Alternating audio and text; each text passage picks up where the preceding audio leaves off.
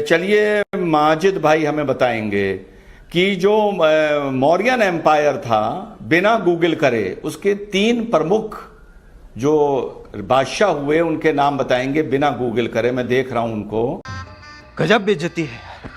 अपने मौके पे जवाब दूंगा और पूरा अच्छी तरह जवाब दूंगा कि आपको भी याद रहेगा वो जवाब। अभी मौका दिया, अभी मौका दिया। चलिए जवाब मिल गया। चलो गूगल करो जब तक मैं बोल रहा हूं।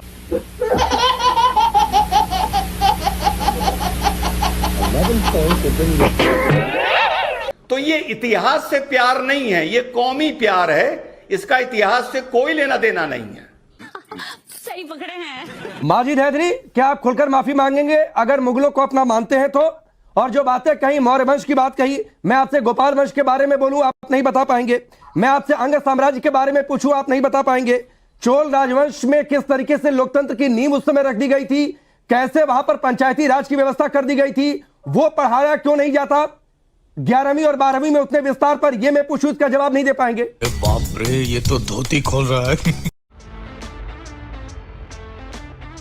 हेलो गाइस, स्वागत है आपका अफेयर गॉसिप्स न्यूज में। तो वीडियो में आगे बढ़ने से पहले हर बार की तरह फिर से एक बेनती है, चैनल को सब्सक्राइब करिएगा और बेल आइकन दबाना मत भूलिएगा। तो दोस्तों, आज की डिबेट रिजवान अहमद और माजिद हैदरी के बीच और ये डिबेट मुगल हिस्ट्री से रिलेटेड थी। और इस डिबेट में हैदरी साहब बहुत मुगल करते दिखाई दे रहे थे, पर जब रिजवान अहमद साहब ने मुगलों की हिस्ट्री से रिलेटेड सवाल पूछा तो हैदरी साहब के अंदर का मुगल ही भग लिया। तो देखते हैं आगे का वीडियो और ये भी देखेंगे कि जब ऑन कैमरा कोई बेइज्जत होता है तो कैसा लगता है। और इस वीडियो का ओरिजिनल लिंक आपको डिस्क्रिप्शन में मिल जाएगा। तो चलिए चलते हैं अपनी वीडियो की तरफ। माजिद भाई हमें बताएंगे कि जो मौर्यन एम्पायर था बिना गूगल करे उसके 3 प्रमुख जो बादशाह हुए उनके नाम बताएंगे बिना गूगल करे। मैं देख रहा हूं उनको।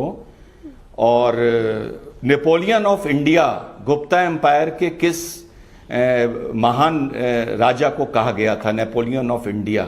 ये बहुत आसान सा सवाल है। हिस्ट्री ने, जिसमें को भी हिस्ट्री में रुचि हो वो ये दे सकता है। आप बता सकते हैं माजिद भाई बिना गूगल करे? बस ऐसे ही पूछ रहा हूं, ऐसे ही, जस्ट आस्किंग हैशटैग। बता सकते हैं आप माजिद भाई? मैं अपने मौके पे जवाब दूंगा और पूरा अच्छी तरह जवाब दूंगा कि आपको भी याद रहेगा वो जवाब।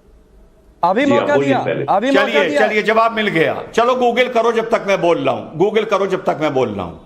अब मैं राकेश भाई मुद्दे पर आता हूं।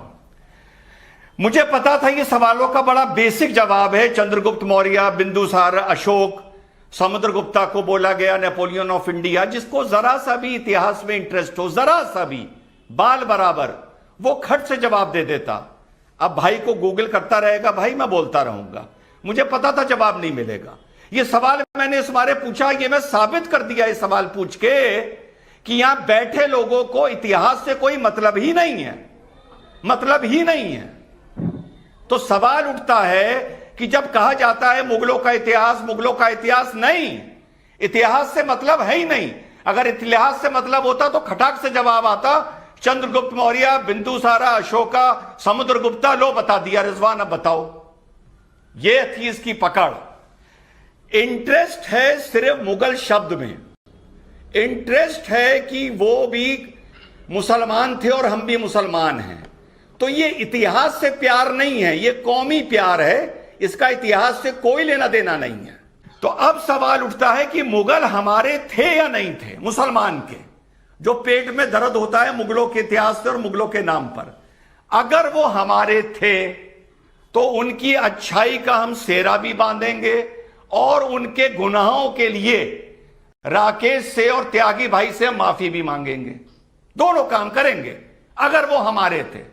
और अगर वो हमारे नहीं थे, जैसे चेरा हो गए, छोला हो गए, पांड्या हो गए, समुद्रगुप्त हो गए, जिनका तुम्हें नाम तक नहीं पता इतिहास की दुहाई देने वालों, तो उनका पाठ्यक्रम हमारी इतिहास में हो या ना हो, तुम्हें फर्क क्या पड़ रहा है? ठीक। या तो खुल के बोलो ये खेल मुसलमान का है, तुम्हारा इतिहास से कोई लेना देना नहीं है, या तो खुल के बोलो।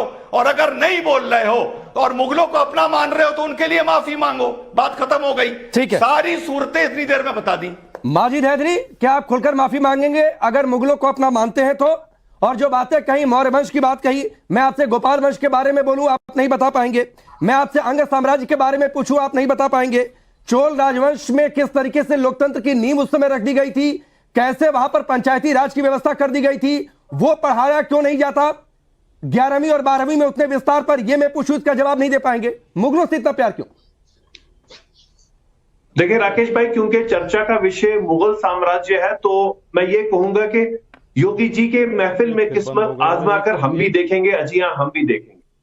देखिए, मुगलों के इतिहास के बगैर हमारा देश उतना ही अधूरा है जितना 15 अगस्त में हमारी आजादी की खुशी लाल किले के बगैर अधूरी है। मुगलों के इतिहास के बगैर हमारा देश उतना ही अधूरा है जितना ताजमहल के बगैर हमारा भारतवर्ष अधूरा है। और जब हम बात करते हैं यूपी की, तो मैं आपको भी याद दिला दूं और माननीय योगी जी को भी ये कह दूं कि इस मुगल साम्राज्य की 3 सबसे बड़ी चीजें, ताजमहल, आगरा फोर्ट और फतेहपुर सीकरी, उसी यूपी में, और आज भी उस यूपी को खिलाते हैं मुगल। ओ भाई माजिद हैदरी, सुनिए, माजिद हैदरी, अरे माजिद हैदरी सुनिए, माजिद हैदरी, अब सुनिए सर, मैं बहुत देर से, आप जब से बोलना शुरू किए मैं कोशिश कर रहा था कि बीच में नहीं आऊंगा।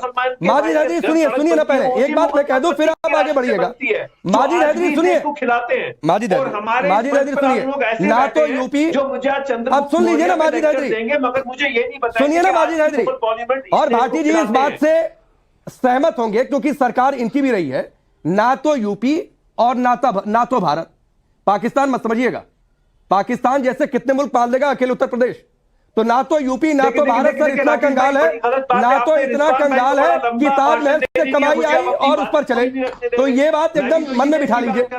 मैं उस चीज की बात कर रहा हूं जो मुगलों ने की। नहीं, आपने कहा ना कि उसके खजाने पर चल रहा है, तो सुनिए ना, सुनिए, मैं भाटी जी से कहिए तो तस्दीक करवा देता हूं। 24% सुनिए माजिद हैदरी, सुनिए, ना तो यूपी ना तो भारत मुगलों की इतना कंगाल है, पाकिस्तान मत समझिएगा कि ताजमहल से आई कमाई पर आजम जिन्हें कहते थे, ठीक है ना, वो यूपी चले और देश चले। देश जो था वो सोने की चिड़िया इससे था क्योंकि 24% पूरे विश्व का जीडीपी भारत देता।